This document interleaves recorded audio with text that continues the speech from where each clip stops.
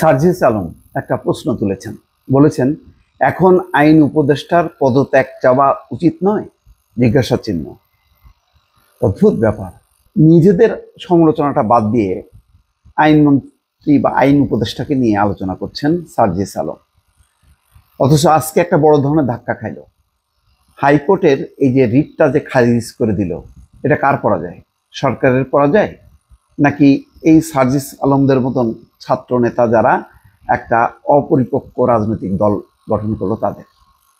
বরং আমি মনে করি যে এটার পুরো দায় আজকে যে সরকার পরাস্ত হলো, ইশরাককে শপথ না নিয়ে ছলাকলা করলো, এবং এই সার্জিস আলম কিন্তু একটা উপদেশ দিল যে প্রয়াত মেয়র সাদেক হোসেন খোকার ছেলে ইশরাক হোসেনের এমন করা উচিত না, আদালতের রায় নিয়ে মেয়র হওয়া উচিত না, তিনি অত্যন্ত জনপ্রিয়, তার উচিত নির্বাচন করে জিতে এসে মেয়র হওয়া।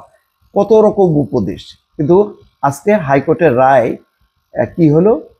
হলো যে হ্যাঁ, ওই ইশরাকই বৈধ মেয়র এবং তাকে শপথ না নিয়ে যে ভুল করলো তার জন্য সার্জিস আলম আজকে আসিফ মাহমুদ সজীব ভুইয়া, স্থানীয় সরকার উপদেষ্টা, তার পদত্যাগ চাইল না। তারপরে সরকারের ভেতরে যারা ছাত্রদের এই দল এনসিপি সমর্থন করছে সরাসরিভাবে, তাদের পদত্যাগ চাইল না। দল হিসেবে তারা নির্বাচন কমিশন দিয়ে একটা পোর শোডাউন করে উল্টা সমস্ত দায় দায়িত্ব নির্বাচন কমিশনের উপরে চাপানোর চেষ্টা করলো। একটা সাংবিধানিক প্রতিষ্ঠান সেটা ঘেরাও করলো, আদালতের আদেশ উপেক্ষা করলো, নির্বাচন কমিশনের গেজেটকে তোয়াক্কা করলো না।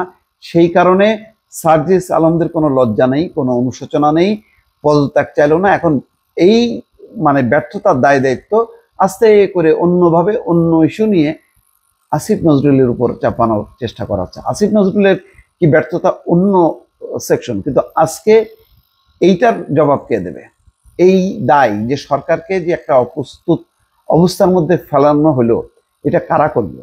এটা কি সরকার করলো, নাকি সরকারের কিছু অংশ যাদের রাজনৈতিক উচ্চাভিলাষ আছে, যারা মনে করলো যে জুলাই অভ্যুত্থানকে পুঁজি করে এমন একটা রাজনৈতিক দল করলো যে হাসিনাকে ফেলানো গেছে, ক্ষমতায় আসা তো কোনো ব্যাপারই না, লক্ষ লক্ষ মানুষ ভোট দেবে।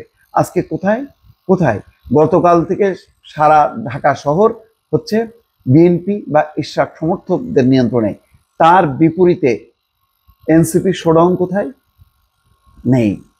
কেননা খুব দ্রুত বেগে যেমন তাদের উত্থান ছিল তেমন দ্রুত পতন ছিল। তাদের যে এই রাজনৈতিক দল করবে, ছাত্ররা রাজনৈতিক দল করে নির্বাচন করে ক্ষমতায় আসবে, এরকম কি ম্যান্ডেট ছিল?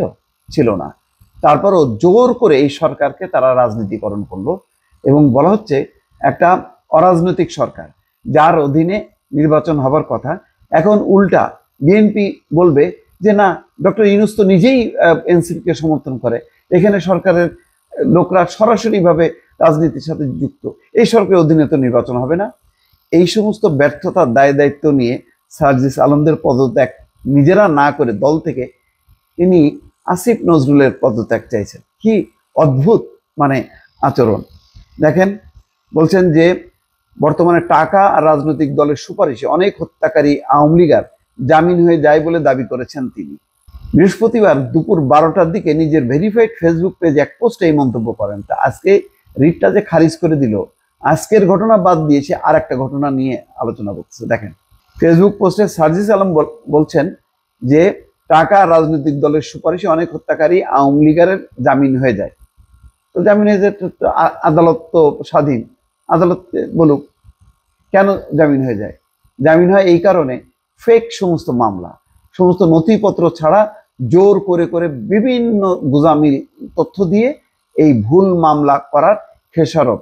আইন আদালত চলবে আইনের ভাষায়, এখানে কোনো রাজনৈতিক উচ্চাভিলাষ নেই, রাজনৈতিক কোনো লক্ষ্য থাকে না, আইন চলে আইনের ভাষায়। সেগুলি হচ্ছে এক একটা হত্যা মামলায় 200, 300, 400 করে যে জড়ানো হচ্ছে, তো তাদের তো জামিন হবেই। টাকা রাজনৈতিক সুপারিশ নাই বলে আওয়ামী লীগ আমলে জুলুমের শিকার অনেক মজলুমের জামিন হয় না।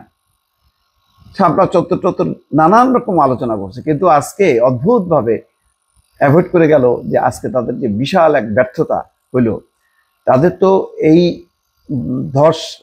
এই বিপর্যয়ের পর, কোর্টের এই রায়ের পর তাদের তো রাজনীতি করারই আর অধিকার থাকে না। দর্শক ভালো থাকবেন, আল্লাহ হাফেজ।